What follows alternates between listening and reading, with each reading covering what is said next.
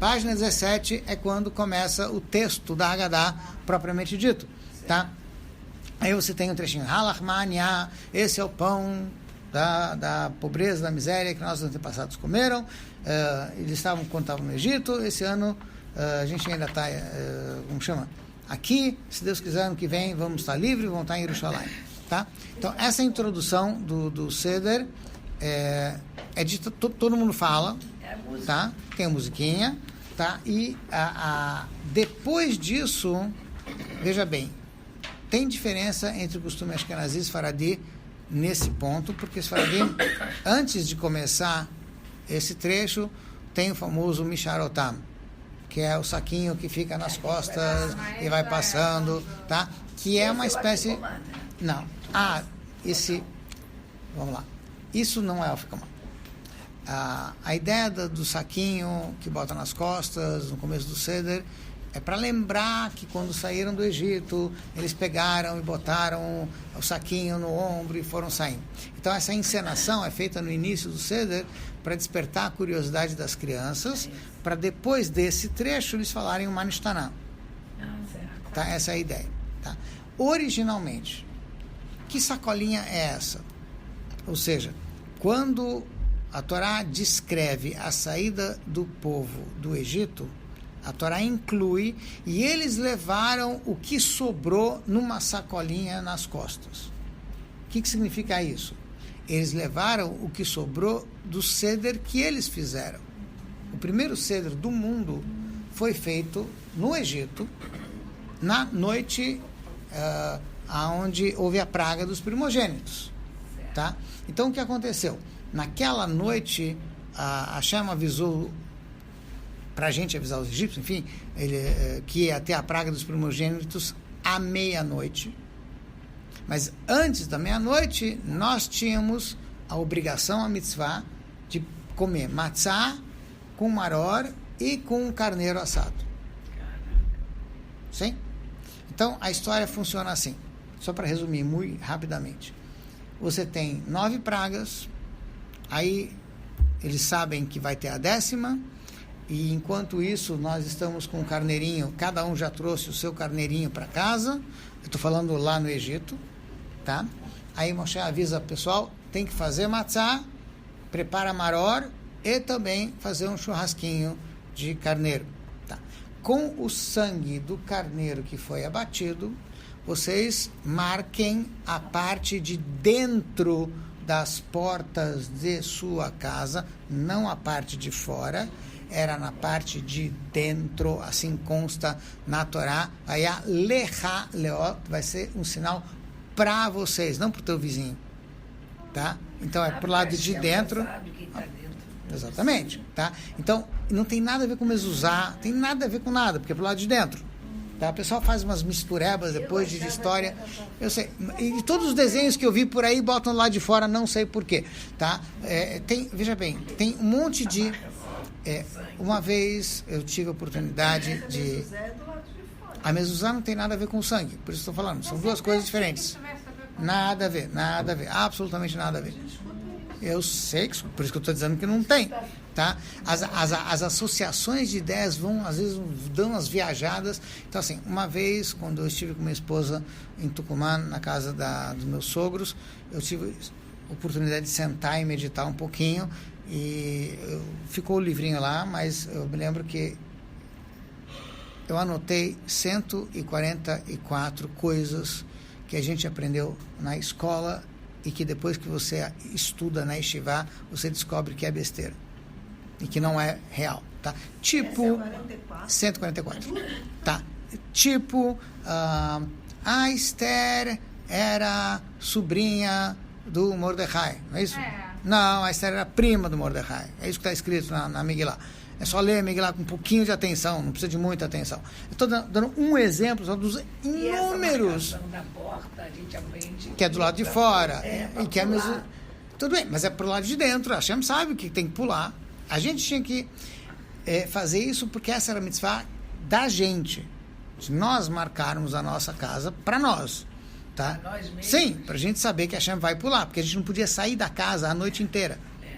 A ordem era, fique em casa. Aí você olha para a porta, não saia de casa. Está pintada, não saia de casa, até amanhã de manhã. Sim? Essa é a ordem. Então, essas coisinhas não passaram direito para a gente. Aí fica um bololó de ideias, às vezes, muito confuso. Tá? Se fosse uma coisa para não fazer uma coisa errada. Sim, é um lembrete. De freio para gente. Isso, entende? Isso. Sabe onde é que é e quem não é. De sinal.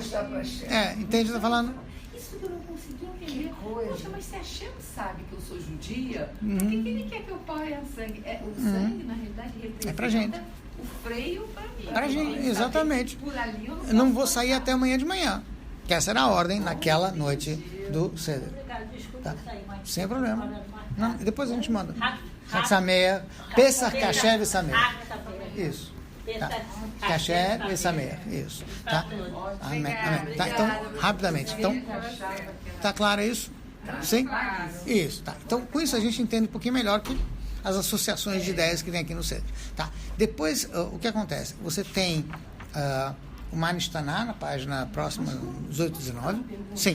Mas como... e aquela coisa assim, Hashem vai pular aquela casa, mas não tem nada a ver com o sangue que botou. Não. Ele mesmo sabe que aquela família judia, ele não precisa de nada, ele vai pular a casa. Sim.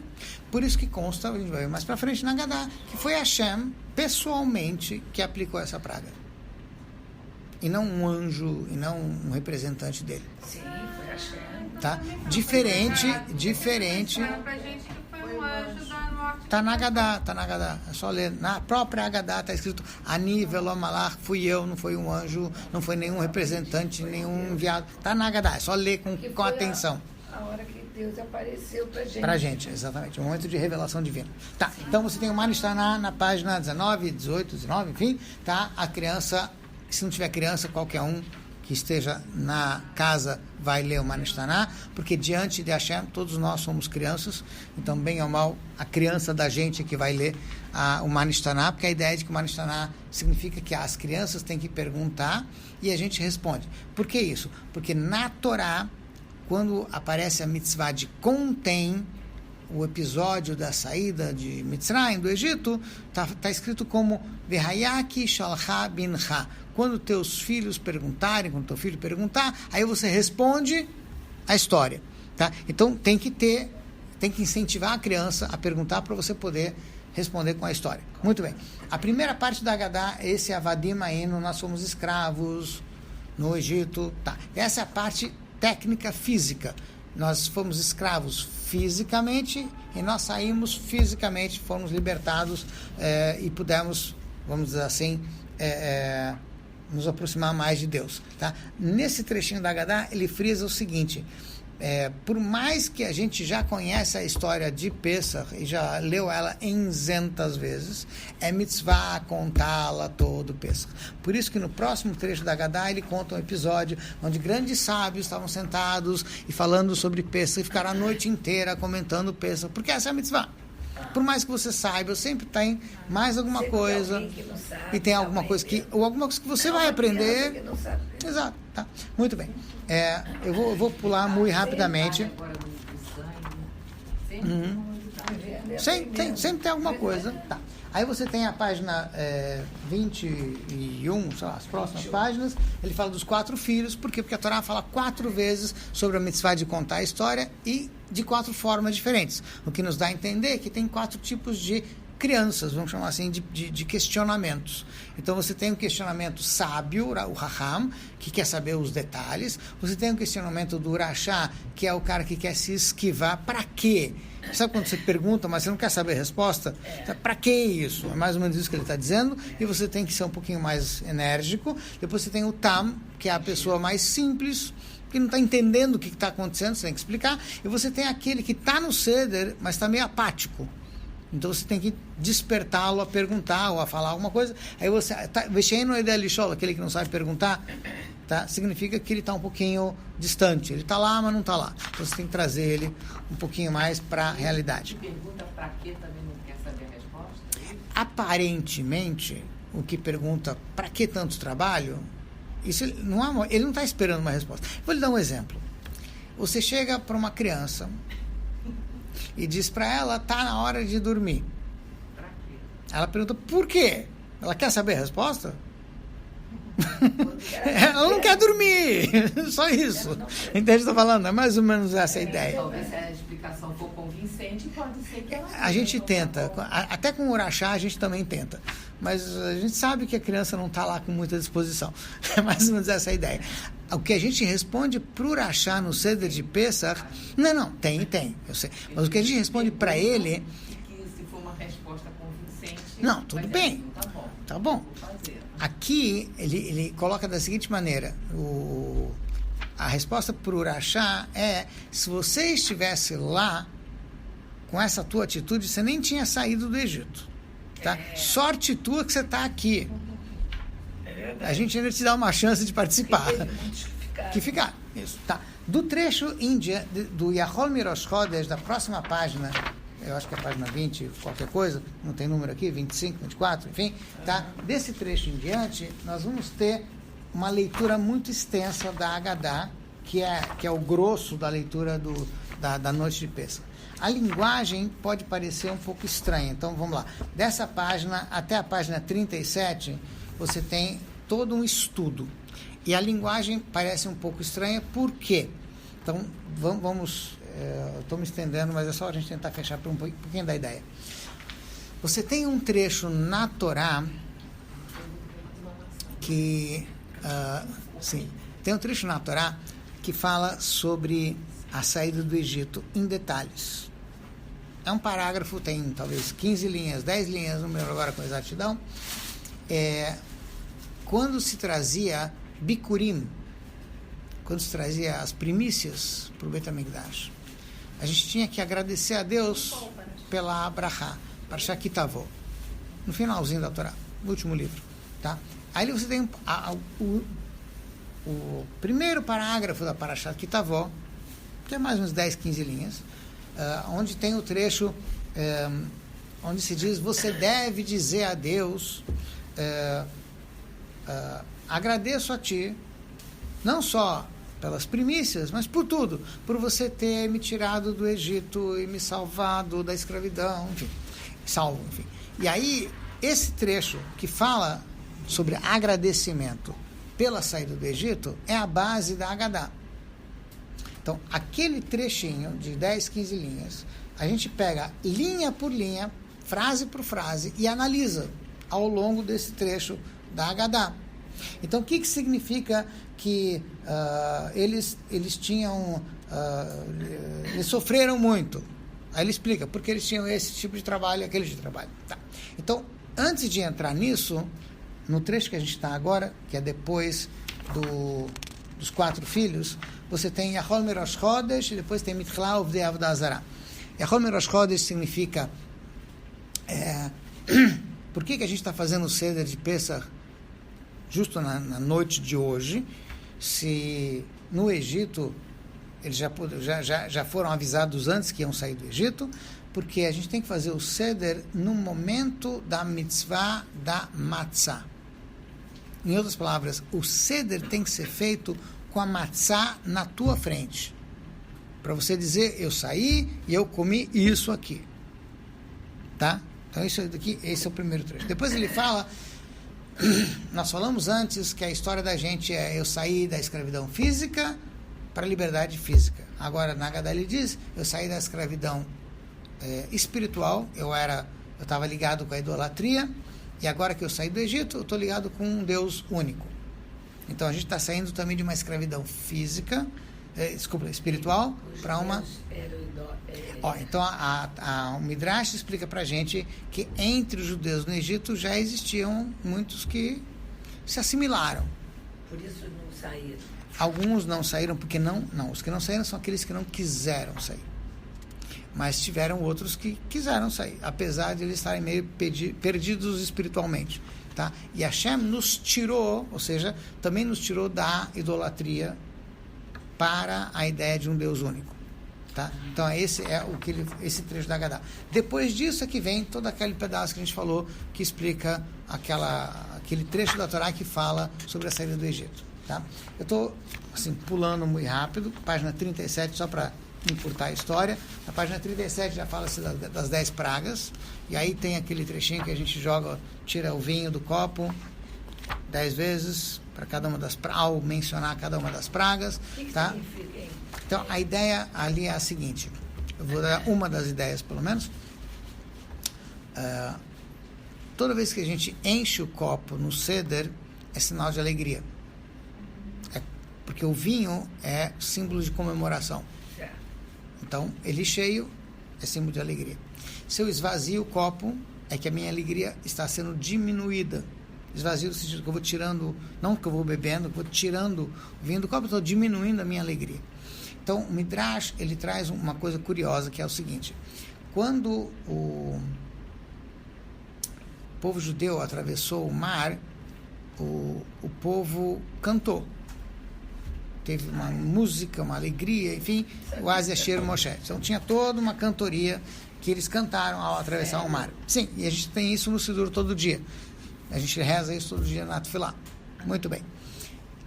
Quando os egípcios entraram no mar e foram afogados, os anjos quiseram cantar. E aí Deus disse: minhas criaturas estão se afogando no mar e vocês vão ficar aí cantando? Não. Os judeus estavam cantando a sua libertação. Vocês estão cantando a desgraça dos outros. Você não pode rir, ficar feliz com a desgraça dos outros. Tá? Então, no Seder de Pessah, quando a gente fala das 10 pragas, que para a gente foi um momento de alegria, de libertação, vamos dizer assim, que foi o que levou a gente a sair do Egito, por outro lado, é um momento de desgraça para os egípcios. Então, nesse momento, a gente diminui a nossa alegria. Tira o vinho. Tá? Essa é uma das explicações. Tá? Outra explicação é que, pela Kabbalah, esse vinho, que está sendo, essa frase das 10 pragas, tem uma energia negativa, e a gente quer tirar essa energia negativa da nossa alegria, do nosso copo, por isso que a gente não toma, a gente tira o vinho nesse momento e depois a gente toma o vinho da alegria, vamos dizer assim, o vinho que não está ligado com as pragas. Tá? Depois desse trechinho das pragas, a gente praticamente está terminando a leitura da Haggadah. Vamos lá, página, deixa eu pegar aqui a página certa. Depois disso você vai ter Dai Dayenu, né? O pessoal canta.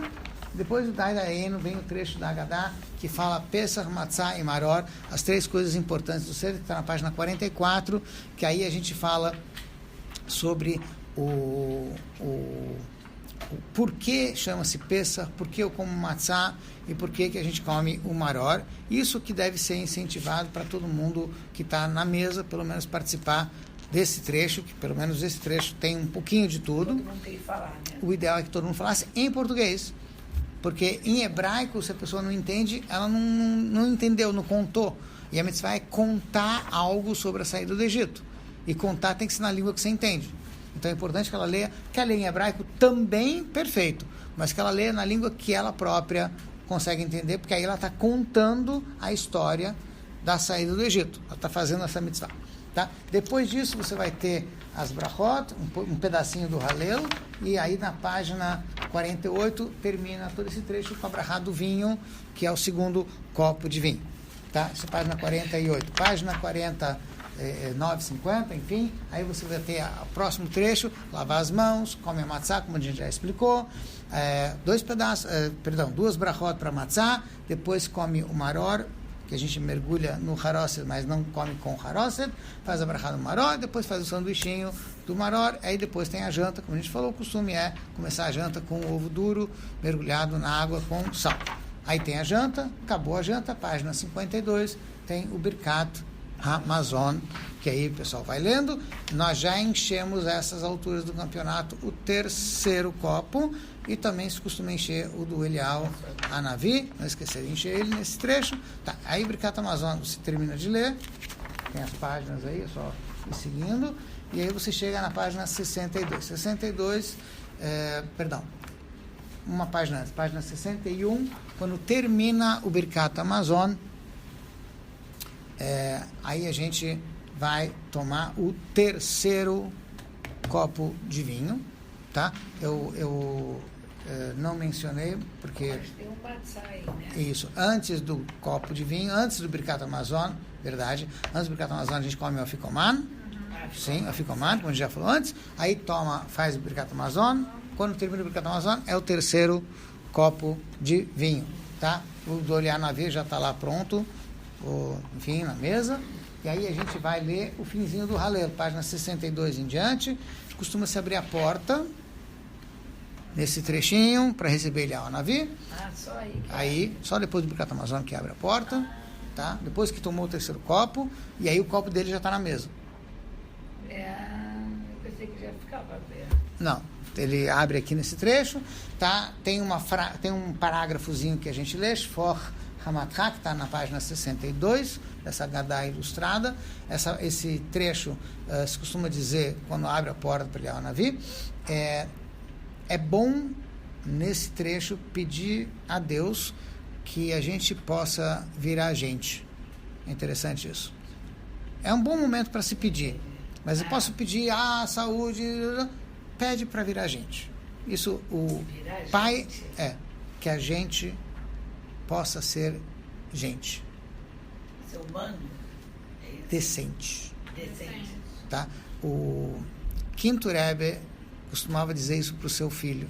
Quando chegar nesse trecho, pede a Deus para te ajudar a ser gente. Porque a gente pede, mas ser mete é muito difícil. Precisa de ajuda também para isso. Deus também tem que dar uma mãozinha para a gente, porque não é fácil. A gente vive num mundo que não ajuda nessas coisas. Depois você tem a segunda parte do Halel. Então, assim, antes da janta, tem um pedacinho do Halel, que é Halel. A palavra Halel tem a ver com a ideia de louvar, agradecer, elogiar a Deus pelas coisas boas que Ele nos faz. Então a gente, antes da janta, agradece pelo passado, por ter nos tirado do Egito. Depois da janta, a gente lê o Halel pelo futuro. Que no futuro, Deus também há de nos tirar desse galuto, desse exílio, e trazer Mashiach, e a gente vai poder então estar numa libertação futura. Então a segunda parte, a parte que vem depois da janta, é a parte que tem a ver com o futuro. Então por isso que o copo de Eliyahu Navi está aí, porque Eliyahu Navi é aquele que vai anunciar a vinda de Mashiach, então tem a ver com o futuro.